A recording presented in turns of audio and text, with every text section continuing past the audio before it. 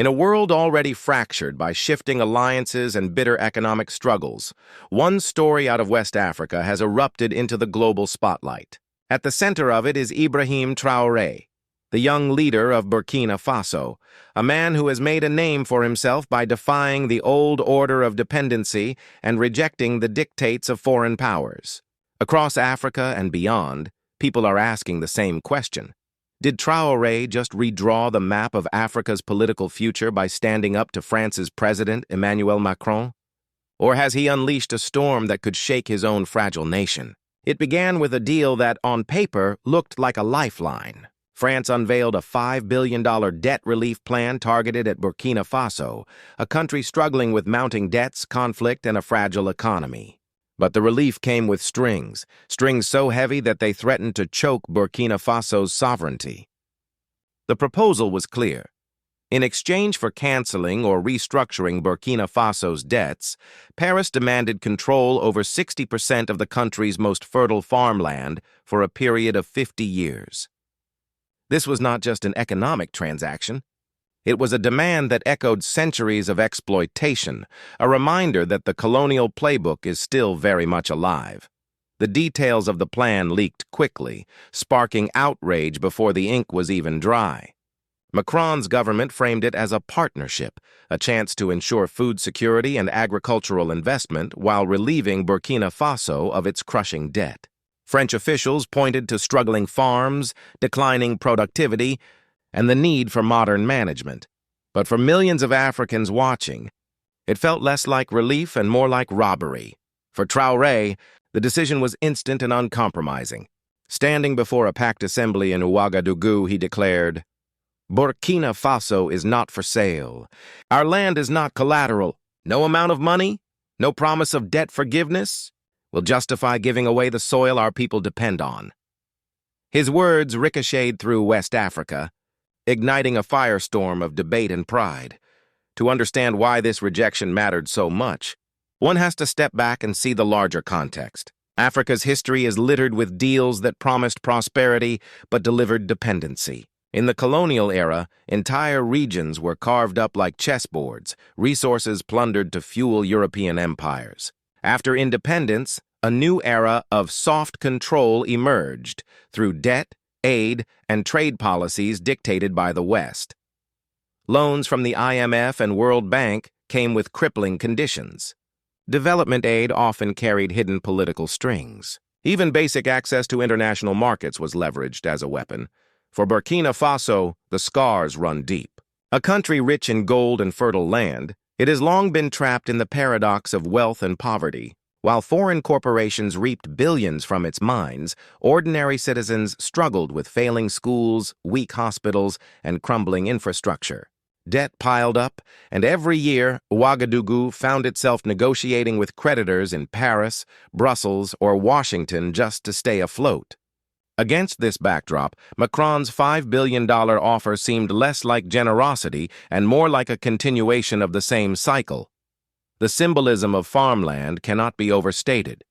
In West Africa, land is life. It feeds families, sustains villages, and represents identity. Handing over such a vast portion to foreign control was, in the eyes of Traoré and millions of his supporters, nothing short of surrender. Debt relief suddenly looked like a trap, canceling tomorrow's interest payments at the cost of generations' worth of independence. The French government miscalculated the reaction. They assumed Burkina Faso, like so many debt-burdened nations before it, would quietly accept the terms. After all, $5 billion is a staggering figure, equal to nearly the entire GDP of Burkina Faso.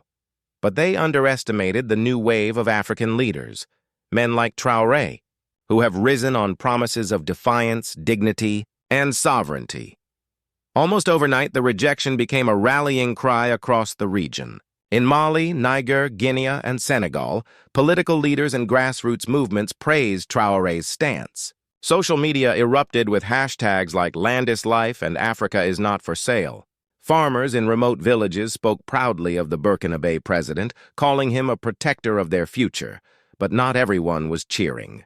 In European capitals, the rejection was met with anger and disbelief. Macron himself reportedly fumed in private meetings. accusing Traoré of populism and short-sightedness. French media outlets ran headlines warning of an African backlash that could destabilize France's influence across the Sahel. Investors in Paris and Brussels demanded to know how France would secure its agricultural projects in West Africa if Burkina Faso set this precedent.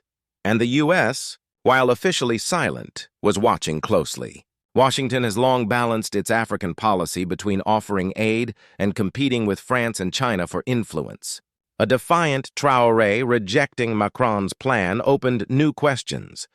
Would the U.S. support its European ally or seize the opportunity to expand its own footprint in Burkina Faso? Meanwhile, ordinary Burkinabe saw something else in the standoff: hope. For years, they had watched their leaders sign away mining rights, energy projects, and land deals under pressure from foreign creditors. For once, a president stood up and said no. It was a dangerous gamble, but it was also a moment of pride. In the weeks that followed, tensions escalated. French officials hinted at cutting aid packages, suspending scholarships, and even halting military cooperation. Paris had long maintained a security presence in the Sahel, positioning itself as a bulwark against terrorism. Now, whispers spread that France might withdraw troops, or worse, destabilize the region further as punishment. But Traoré did not flinch. His government doubled down, announcing plans to strengthen ties with non-Western allies. Rumors swirled of negotiations with Russia for agricultural investment and of new trade talks with China and Turkey. For France, it was a nightmare scenario, losing not only economic leverage, but strategic influence in a region it had once considered its backyard. What began as a financial proposal was quickly morphing into a geopolitical earthquake. Across Africa, leaders who had quietly resented France's heavy-handed policies now saw in Traoré a symbol of resistance. The rejection was no longer just about Burkina Faso's farmland. It was about Africa's right to define its future without foreign dictates. And yet, for all the pride and passion, a dangerous question loomed. Burkina Faso's debts were real. Its people were struggling. Could Traoré's defiance hold up under the weight of reality? Would his gamble inspire a continent or isolate his country? As the sun set over Ouagadougou, one thing was clear. The old script of dependency had been torn up, and a new one was being written in its place.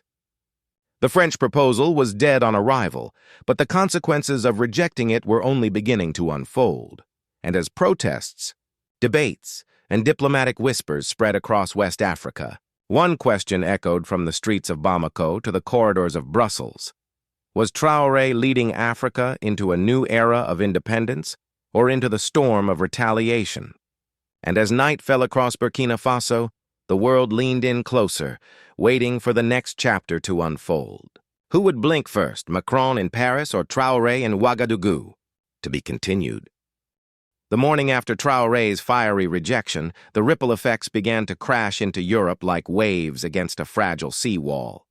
French newspapers carried alarmist headlines: Burkina Faso turns its back on France, and Macron's Africa gamble explodes. Pundits warned of a domino effect, where one African nation after another might follow Traoré's example, challenging not only France's economic projects, but the very legitimacy of its presence on the continent.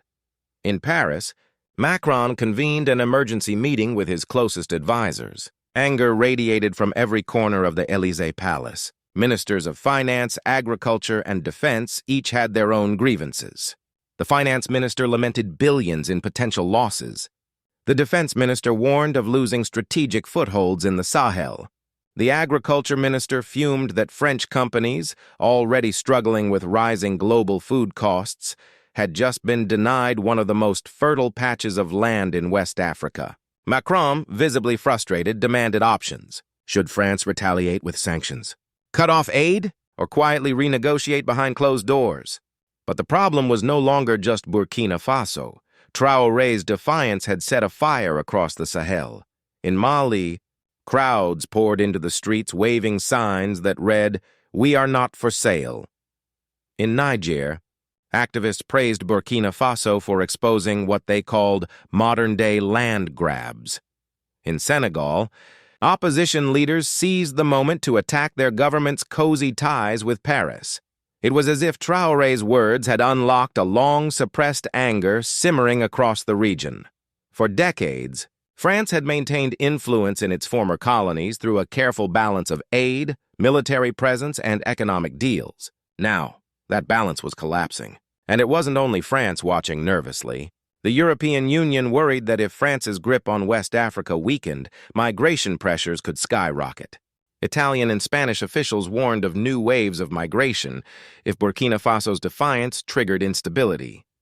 Brussels quietly urged Macron to contain the fallout before it spread across the continent.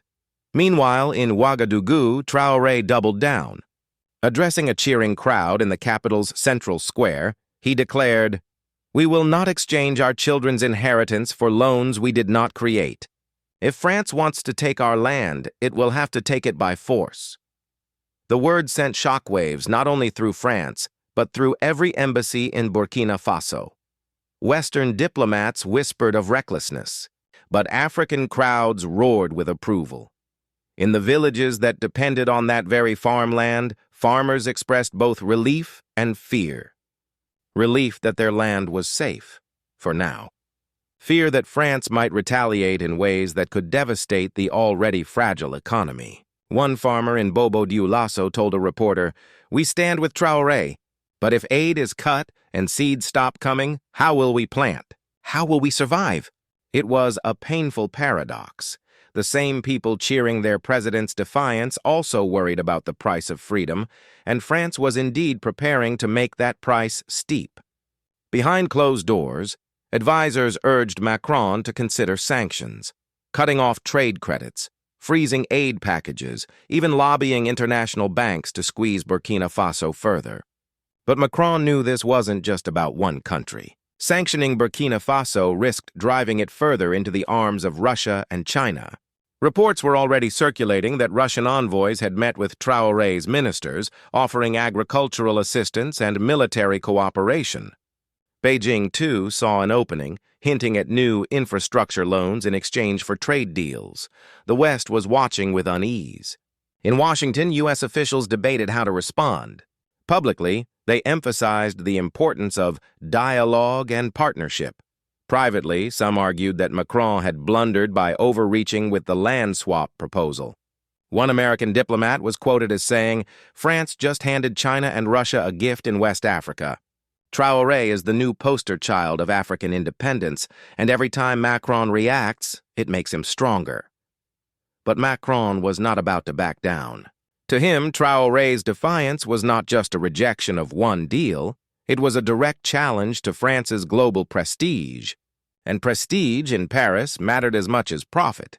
He authorized a media campaign painting Traoré as reckless, inexperienced, and a puppet of foreign powers. French state TV aired segments warning of food shortages in Burkina Faso, portraying the rejection as a disaster for ordinary citizens. The message was clear. Traoré had doomed his people, yet the narrative was slipping out of Macron's hands. Across African social media, viral videos showed Traoré's speeches with subtitles in multiple languages. Clips of him declaring, "Our land is not for sale," spread from Lagos to Nairobi to Johannesburg. Hashtags like Traoré speaks for Africa and Macron hands off trended for days. For young Africans tired of corruption and dependency, Traoré became a hero, a symbol that it was possible to say no. This wasn't just rhetoric. It was changing politics. In Guinea, opposition leaders invoked Traoré to demand renegotiations of mining contracts with French firms. In Mali, protesters called for the expulsion of French troops. Even in Côte d'Ivoire, traditionally one of France's closest allies, student unions organized rallies denouncing neo-colonial debts. Macron's nightmare was becoming reality. Traoré's rejection was metastasizing into a pan-African movement. But inside Burkina Faso, the challenges mounted. Food prices began to rise as rumors spread that France might halt seed and fertilizer imports. International lenders hesitated to release funds, waiting to see how the standoff played out. Traoré's administration scrambled to reassure the public, announcing emergency grain reserves and promising new trade deals with Russia, Turkey, and China. But these deals took time, and time was a luxury Burkina Faso did not have. Meanwhile, France quietly began lobbying its European allies to isolate Traoré. At the UN in New York, French diplomats pushed resolutions condemning Burkina Faso's irresponsible policies. In Brussels, EU officials debated suspending development programs. Macron's strategy was clear. If Traoré wanted to play the hero, France would make him pay, and yet every attempt at pressure only seemed to deepen Traoré's support at home and abroad. In Ouagadougou, murals of Traoré appeared overnight, painted by young artists celebrating him as a defender of Africa. In Bamako, demonstrators chanted his name as if he were their own leader. Even in the diaspora, Paris, London, New York, African communities organized rallies praising his courage. The standoff was no longer a bilateral dispute. It was a continental struggle. Macron versus Traoré had become, in the eyes of millions, France versus Africa. But the stakes were brutally real. Burkina Faso still owed billions. Its economy teetered on the edge. Its people were vulnerable. Could symbolism feed the hungry? Could pride build infrastructure? Traoré was gambling everything that the answer was yes, that Africa could find strength beyond France, beyond the West. As the weeks passed, the confrontation hardened. Macron refused to withdraw the proposal. Traoré refused to reconsider. Rumors of covert sabotage began to swirl, mysterious disruptions at Burkina Faso's borders, unexplained shortages in critical supplies, whispers of foreign-backed opposition figures plotting unrest, and yet the Burkinabe leader pressed on. "They want to starve us into submission," he told a gathering of farmers. "But we are not afraid. If we must plant with our bare hands, we will plant. If we must eat less, we will endure. But we will not kneel," the crowd erupted, but beyond the applause lay uncertainty. Could Burkina Faso survive this storm? Would Africa rally to its defense, or would France's power, backed by European allies, prove too strong? The world was holding its breath, and as the diplomatic crisis deepened, a dangerous new question emerged. If neither side blinked, what came next? Would this battle of words turn into a battle of survival? By the time the crisis entered its third month, it was no longer possible to dismiss it as a diplomatic spat. What had begun as a $5 billion debt relief proposal had transformed into a continental standoff, drawing in global powers and reshaping the politics of West Africa. Burkina Faso, a landlocked nation often overlooked on the world stage, was now the epicenter of a storm that stretched from Paris to Moscow, from Beijing to Washington. The shockwaves started in Africa itself. ECOWAS, the regional bloc that had once been seen as an extension of Western influence, found itself torn apart. Nigeria, Ghana, and Senegal pushed for dialogue, warning that the region could not afford instability. But Mali, Niger, and Guinea threw their weight behind Traoré, declaring his rejection of Macron's plan a defense of African dignity. The result was paralysis. ECOWAS meetings devolved into shouting matches, with diplomats accusing one another of betrayal. On the ground, ordinary Africans were not waiting for politicians to decide. In city after city, protests erupted, some peaceful, some violent. In Dakar, crowds burned French flags and carried placards reading, "Africa is not for sale." In Bamako, tens of thousands marched demanding the expulsion of French companies. Even in Abidjan, where the government tried to stay neutral, student demonstrations shut down universities for days. Traoré's image was everywhere, on posters, banners, graffiti, and social media avatars. For young Africans, he was no longer just the leader of Burkina Faso. He was a symbol of resistance. And that symbolism was powerful enough to unsettle governments across the continent, many of which relied heavily on French investment and feared their own populations might rise up. France, increasingly isolated, turned to its allies for help. Macron lobbied the European Union for a united front. Brussels issued cautious statements condemning Burkina Faso's reckless defiance, but divisions soon emerged. Italy and Spain worried that destabilization in the Sahel would trigger new migration crises. Germany urged quiet negotiations. Only a handful of northern European countries stood firmly with Macron, insisting that the integrity of international debt agreements had to be defended. Outside Europe, the response was even more complex. Russia seized the opportunity with both hands. Moscow's state media celebrated Traoré as a new African hero, standing against Western imperialism. Russian diplomats arrived in Ouagadougou offering grain shipments, military aid, and investment in infrastructure. In return, they sought mining concessions and political loyalty. For Traoré, it was a risky deal, but one that allowed him to show his people that alternatives to France existed. China, more cautious but no less ambitious, offered its own lifeline: infrastructure loans tied to its Belt and Road Initiative. Beijing avoided the fiery rhetoric of Moscow, instead positioning itself as a pragmatic partner, ready to help Burkina Faso modernize its agriculture without taking its land. Traoré welcomed the talks, though skeptics warned that swapping one dependency for another could prove just as dangerous. And in Washington, the United States found itself caught between loyalty to France and its own strategic interests. Publicly, the White House urged restraint on all sides and emphasized the need for dialogue. Privately, some American strategists saw Traoré as an opportunity. If France's grip on West Africa weakened, perhaps Washington could fill the vacuum. U.S. officials floated offers of development aid and educational programs, trying to present America as a less exploitative partner.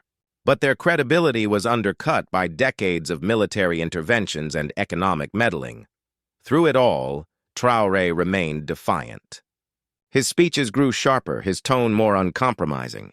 He portrayed the struggle not as Burkina Faso versus France, but as Africa versus colonialism. We reject the arrogance of those who believe our land is theirs to trade. We reject the chains of debt disguised as generosity. And we reject the silence of those who profit from our suffering. Africa must rise. These words electrified audiences but also escalated tensions. France began withdrawing aid programs, leaving hospitals short of supplies and schools without funding. French companies slowed investment and unemployment in Burkina Faso rose. Inflation climbed as imports stalled. The sacrifices were real and ordinary citizens bore the brunt. Yet remarkably, support for Traoré held. The narrative of struggle and sacrifice resonated deeply with a population long accustomed to hardship, but the pressure was unrelenting. Rumors circulated of assassination plots, of covert attempts to destabilize Traoré's government. Security was tightened in Ouagadougou. Opposition figures, some with alleged ties to French networks, began calling for compromise. Tension simmered, not just between Burkina Faso and France, but within Burkina Faso itself. The showdown reached a dramatic climax at the United Nations General Assembly. Macron, speaking before world leaders, accused Traoré of jeopardizing regional stability and endangering his people for the sake of grand standing. He painted France as a partner offering a lifeline, and Burkina Faso as an ungrateful beneficiary. But when Traoré took the podium, his response was nothing short of thunderous. He recounted centuries of exploitation, from colonial plunder to modern debt traps. He accused France of dressing old chains in new language. Do not speak to us of generosity while holding the keys to our land in your hands. Do not speak to us of stability while feeding on our resources. We are not children. We are not subjects. We are nations sovereign and free. The hall erupted in applause from many African and Global South delegates. Western leaders sat in stony silence. The divide was plain for all to see. The old order of Western dominance was being challenged in real time, and the challenger was a young captain from a small West African nation. The question hanging in the air was simple yet terrifying. Who would back down first? For France, retreat meant humiliation and the loss of influence in a region it had dominated for decades. For Traoré, compromise meant betraying the very principles that had made him a hero to millions. Neither side seemed willing to move, and so the crisis dragged on, unresolved but impossible to ignore. Every speech, every sanction, every protest added fuel to a fire that was now larger than Burkina Faso, larger than France, larger even than West Africa itself.